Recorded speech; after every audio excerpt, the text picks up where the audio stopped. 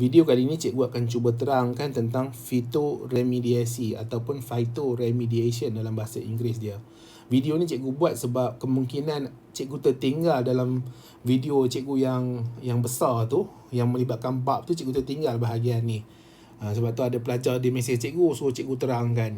Dia mesej banyak kali lah, cikgu minta maaf banyak. Kadang sibuk dengan benda-benda lain ni. Baru hari ni sempat nak siapkan lah sedikit nota tentang phytoremediation ni. Hopefully dia dapat faham lah, terutama sekali lah yang request dekat cikgu untuk buat video ni.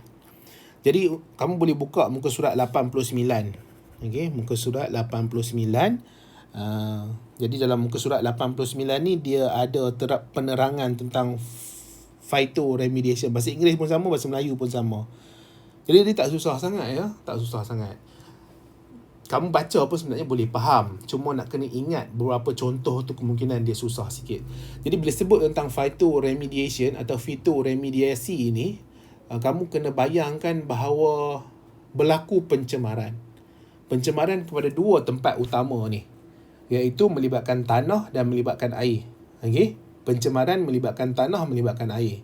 Jadi apa jabatan-jabatan ataupun bahagian-bahagian kerajaan yang terlibat dalam mengendalikan pencemaran ni. Seperti contoh jabatan alam sekitar lah, ataupun jabatan air, ya. Jabatan air kan syarikat air. Jadi dia nak rawat air sisa kumbahan tu supaya air tu dah tidak tercemar lagi ataupun tidak mengandungi bahan-bahan tercemar, ataupun tanah tu sekarang ni dah tidak mengandungi bahan-bahan tercemar. Jadi itu tugas-tugas mereka lah. Jadi dia orang kena fikirkan cara macam mana nak pastikan bahan-bahan tercemar atau pencemaran pada air dan tanah tu berkurang ataupun tidak berlaku pencemaran. Maksudnya kalau dah tercemar, dia kena buat sesuatu untuk kurangkan pencemaran tu. Jadi mungkin dia boleh guna teknologi. Okey, jadi teknologi tu mungkin dia ada sistem-sistem rawatan air tu daripada satu kolam ke satu kolam yang lain. Kemudian ada bakteria-bakteria yang digunakan. Ataupun pada tanah tu dia ada buat sesuatu yang melibatkan teknologi lah. Jadi kalau ada melibatkan teknologi ni, antara disadvantages dia, perkara buruk dia memerlukan kepakaran. Jadi bila memerlukan kepakaran, dia memerlukan modal yang tinggi. Nak kena upah orang yang pakar ni untuk bantu dia kurangkan pencemaran ataupun untuk hilangkan terus pencemaran yang ada. Jadi mungkin dia memerlukan kos yang tinggi. Ataupun kalau dia terpaksa kena beli teknologi tu sendiri berharga yang tinggi. Mestilah harga dia tinggi kan. Jadi apa cara yang mudahnya contoh? Okey, jadi kita ada phytoremediation atau phytoremediasi ni, dia guna tumbuhan saja. Jadi kalau ada pencemaran tanah dekat situ, dia tanam certain pokok atau tumbuhan ni dapat kurangkan pencemaran, dapat kurangkan bahan tercemar yang ada pada tanah tu. Jadi sekarang ni tanah tu daripada keadaan dia tercemar, dia dah makin berkurang dari satu generasi tumbuhan ke generasi tumbuhan yang lain. Jadi maksudnya tanah tu kemudian nanti akan dah hilang lah bahan-bahan tercemar dia, disebabkan ada tumbuhan yang hidup di situ yang serap. Ataupun dia gunakan tumbuhan, dia bubuh dekat air tu. Jadi bila dia bubuh kat air tu jadi tak tercemar sebab apa? Bahan-bahan yang tercemar tu diserap oleh tumbuhan tu. Jadi mudah sajalah, secara kaedahnya mudah saja. Dia biar saja tumbuhan tu membiak supaya nanti tumbuhan tu sendiri yang akan serap bahan-bahan tercemar ni. Dan lama kelamaan bahan-bahan tercemar yang ada pada tanah dan air ni akan berkurang. Konsep dia macam tu lah secara mudahnya. Cikgu harap kamu faham lah ya. Jadi kita baca sedikit lah apa yang ada cikgu tulis ni. Jadi phytoremediasi, kaedah rawatan guna tumbuhan untuk degradasi, ekstrak, singkir bahan cemar dalam tanah dan air. Ini yang cikgu terang kepada kamu lah. Dia satu kaedah rawatan. Dia gunakan tumbuhan untuk degradasi, ekstrak, singkir bahan cemar dalam tanah dan air. Dia melibatkan tanah dan air. Setakat yang cikgu baca ni, cikgu tak jumpa lah udara ya. Udara bukan. Dia melibatkan tanah dan air. Jadi apa yang tumbuhan-tumbuhan yang berpotensi, okay, tumbuhan-tumbuhan yang berpotensi untuk menjalankan proses phytoremediasi ni. Jadi sini ada contoh dia tu, atau tumbuhan yang berpotensi. Yang pertama kita ada bunga matahari. Kamu boleh buka muka surat 90 ya. Jadi ada bunga matahari. Bunga matahari tu nampak macam matahari lah kan. Cerah, warna kuning dia tu. Jadi bunga matahari ni dia hyper accumulator. Accumulator ni maksudnya dia mengumpul. Okay? Accumulator kumpul. Dia accumulate. Okay? Accumulate, dia kumpul. Bila hyper tu maksudnya dia kuat dari segi pengumpulan lah. Itu yang cikgu boleh cuba nak terangkan kepada kamu lah. Jadi dia dapat kumpulkan logam-logam berat ni. Iaitu contohnya zinc, kromium, kuprum, plumbum, nikel dan antaranya bahan radioaktif. Dia dapat kumpulkan. Tumbuhan tu dapat kumpulkan. Dia dapat kumpul macam mana? Daripada akar dia. Jadi akar tu nanti dia akan serap. Okay? Serap bahan-bahan tercemar ni daripada tanah. Jadi bila dia serap bahan-bahan tercemar daripada tanah, tanah tu akan kuranglah bahan-bahan tercemar tu ataupun tiada langsung bahan-bahan tercemar tu. Ya, dia hyper accumulator. Jadi digunakan untuk remediasi tanah tercemar akibat letupan. Okey, akibat letupan. Letupan di mana ni? Di loji nuklear di Chernobyl, Rusia. Jadi dekat Rusia ni pada tahun 1986, okey, 26 April, ada berlaku satu letupan besar pada nuclear plant. Okey, ataupun kita panggil sebagai loji nuklear. Okay? Loji nuklear ni meletup. Dan kamu kena ingat, bila sebut tentang nuklear ni, dalam tu dia ada radioaktif. Radioaktif yang cuba dipecahkan untuk penghasilan tenaga yang terlampau besar. Jadi bila dia tak mampu, loji nuklear ni tak mampu nak tahan satu tenaga, satu letupan yang besar ni, dia pecah. Bila dia pecah, bahan-bahan radioaktif tu keluar daripada loji nuklear tu. Jadi bila dia keluar daripada loji nuklear tu, hujan datang pula, udara dah tercemar, hujan datang, hujan tu akan bercampur, air tu akan bercampur dengan bahan-bahan radioaktif yang ada di udara ni, jatuh ke tanah.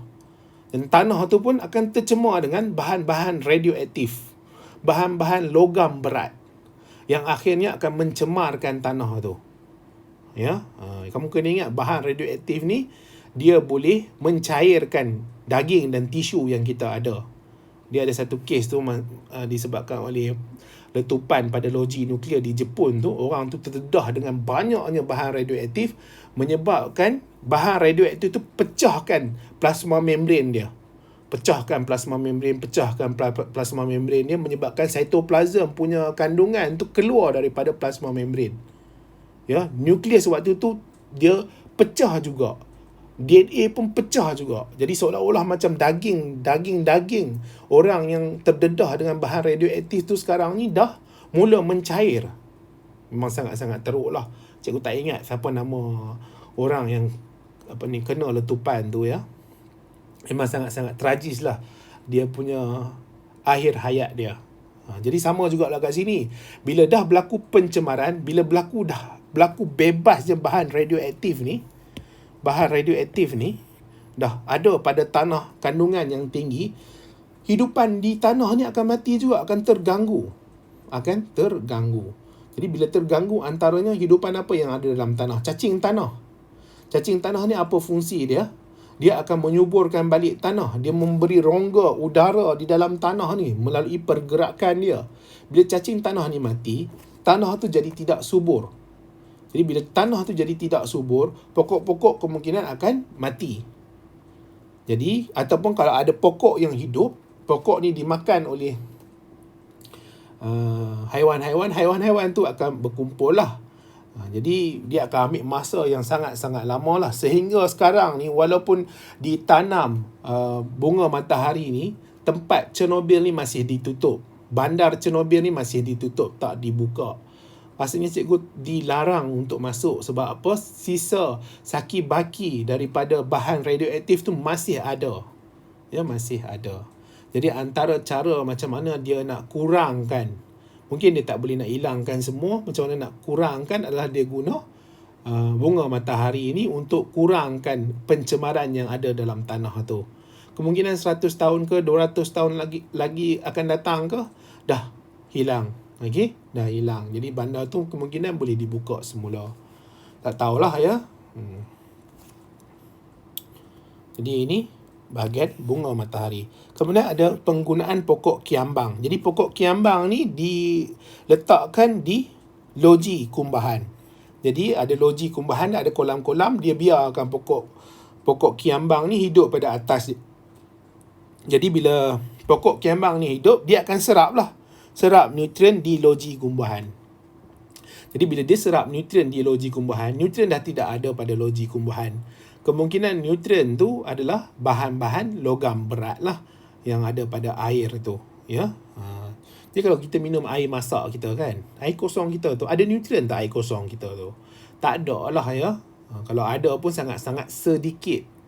Tambah-tambah kalau kita ada kowe ke kan, kita minum distilled water tu kan. Tambah-tambah kalau reverse osmosis tu lagilah tidak ada nutrien. Kalau ada pun sangat-sangat sedikit, ya. Jadi boleh ya, dia serapkan nutrien ataupun dia akumulasi logam berat. Dia kumpulkan logam berat dah tidak ada pada air itu. Jadi air itu dah berkuranglah sedikit dia punya pencemaran. Bahan tercemar itu, bahan cemar itu dah berkurang dalam air itu disebabkan dia diserap oleh pokok kiambang.